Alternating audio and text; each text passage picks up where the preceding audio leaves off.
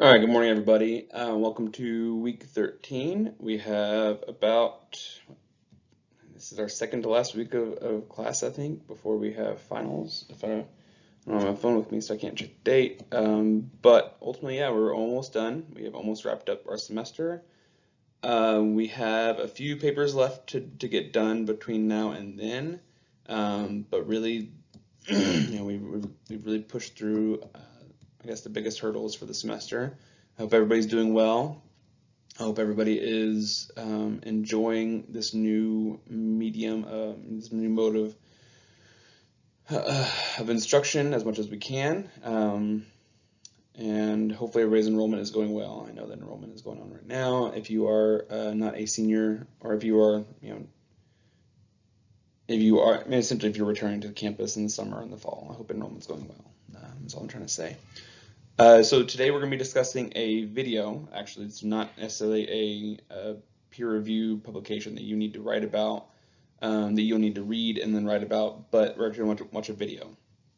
There's been a lot of publications that have been focused on the content in this video, but the video that we're going to be discussing today is out of Riceville, Iowa, and it is a third grade teacher who simulates, to the best of her abilities, racism, essentially. And what she does is she starts to have students discriminate against each other based on eye color.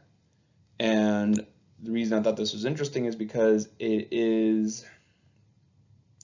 provides a lot of interesting context for discrimination and for racism, and sort of the social psychological processes within sort of that phenomena.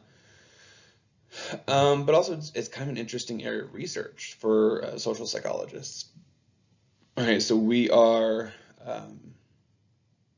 looking at a sort of a real life attempt to educate children on the dangers of racism, the dangers of discrimination. And so I thought that this was an interesting video to watch. I will sort of pre-warn everybody, there is a lot of graphic language used in this video. This was a video that was recorded out of Riceville, Iowa, I believe in the 70s, I want to say, is when the original footage was captured. And so you do hear a lot of use of the N-word a few times, and I want to make sure that it is known I'm not condoning the use of this language. This is a very, very interesting and unique piece of evidence that discusses discrimination. And I think it's important for us to have a discussion about this. And not only just the sort of the existence of this video, or maybe the existence of this research, but also just the use of these kinds of practices in our education system, right? So our discussion for this week is, first of all, would you be concerned if your child was a sort of a member of this type of experiment, right? So let's imagine, I don't know the particular details of the situation, but let's just imagine that you send your child off to school and you have not been warned that there will be something like this happening. Would this be a concern for you? Would you, because in the Riceville, Iowa video specifically, it definitely comes across as though this happened over multiple days, and essentially the roles were flipped at some point, where initially one eye color was dominant, obviously the other eye color was not dominant, and then the next day essentially you have the other, the opposite situation where if blue eyes were dominant the first day, then brown eyes were dominant the second day, and vice versa. And so you have to have a lot of very understanding parents. If my son were to come home and say, today my teacher put us in a scenario where my eye color was dominant, or or my color was not dominant, and people were calling me bad words, or I was calling other people bad words, that would raise some concerns for me, right? But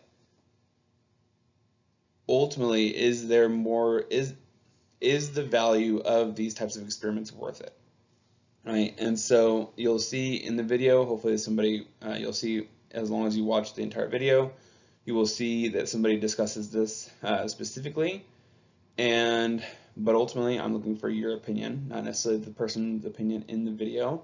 And then I'm going to include actually a peer-reviewed, a published article about these types of experiments, right? And the reason I'm including this article is so you can, if you would like to read it, you are free to read it and consider whether or not these types of experiments, these types of opportunities, experiences, whatever you want to call it, have value in our education system, right? And so we are in a situation where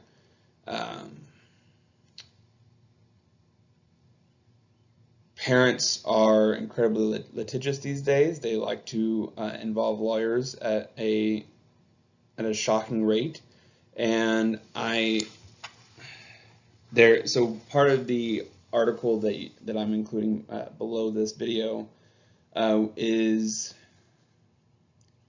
a discussion about a situation in a New England region where a child was sort of subjugated or subjected to practices that were very common in the days of slavery. And a parent got very upset, and a parent ended up suing the school district. And really the difficult part is understanding sort of where the value stops, right? And so that's one of the reasons I want you to read. I want you to read this article that is below. Obviously, you can probably get through this week's discussion without reading it, but it is an interesting read, and it adds a lot of dimension to this discussion, because we could easily argue no, there is no value for this in our education system, but there can be some real benefit there, and it's actually discussed in the Riceville video as well. And so also, I think that another thing I want to discuss that I haven't included in the discussion points is your concerns about sort of the ethics of the situation, right? So we have discussed in the past few weeks about situations like Zimbardo Stanford prison experiment that was incredibly concerning. Milgram's research on obedience and those types of experiments, and there's sort of this assumption now that a lot of these experiments, as run in the 50s, 60s, and 70s, would not pass IRB review today, right? That's at least that's my assumption, based on a few of the people that I was reading over the weekend. A few of you have similar ideas or similar thoughts, and so does this, because the Riceville video, it really caught a lot of fire. Obviously it was the video that you're gonna watch is through Frontline, a nationwide TV show. The teacher was on. If you just Google Jane Elliott on Google her, YouTube her, whatever you want to do, you'll just find video after video after video of her on Oprah, on people are, there's like this 1 minute takedown of racism that involves sort of this woman that is discussing Jane Elliott, and so there's all this interest surrounding this teacher and what was done in this classroom, but ultimately, would these practices be permitted today? And it goes back to is the value greater than the cost, right? So are we gaining more in sort of scientific knowledge and understanding of of discrimination and and such than we are in sort of tormenting our kids, tormenting essentially 8, 9-year-old children. So yeah, that's a discussion I want to have this week. There are no papers due this week, so essentially you are off, no papers, no quizzes. You are done with quizzes for the semester. Really, we are writing out the semester, or we are sort of writing the tail end of the semester, and we have a couple papers due. I believe that there is the Big Five paper due next week, and then what is today? Today is the 19th. Today is the 20th. Yesterday was the 19th, and so it's the 26th, May 3rd. So you have 2 weeks before finals week, and we don't actually have a final. We just have a final paper. So we only have 2 weeks left of class. You're going to see my face one more time after watching this. Yeah, sounds right. So otherwise, I hope everybody has a great week. If you have any concerns, questions, complaints, always, please feel free to email me. If you have any concerns about the assignments or lack of guidance on my part, be sure to email me, let me know. I'm always available, okay? So otherwise, have a great day. I hope everybody has a great week. Enjoy what seems like a pretty sunny day. And all right, everybody have a good day. Bye. So I want to make sure I corrected myself real quick. When I finished recording just a minute ago, I went and looked at the syllabus. We actually have 3 weeks left, including this week. And so essentially this week, next week, and then May 4th is our final week of class. So for those of you that got freaked out by what I was just saying just a minute ago, we actually have 3 weeks of class left, not 2. And so yeah, we have more time than I thought we did. All right, but otherwise, have a great week. Bye.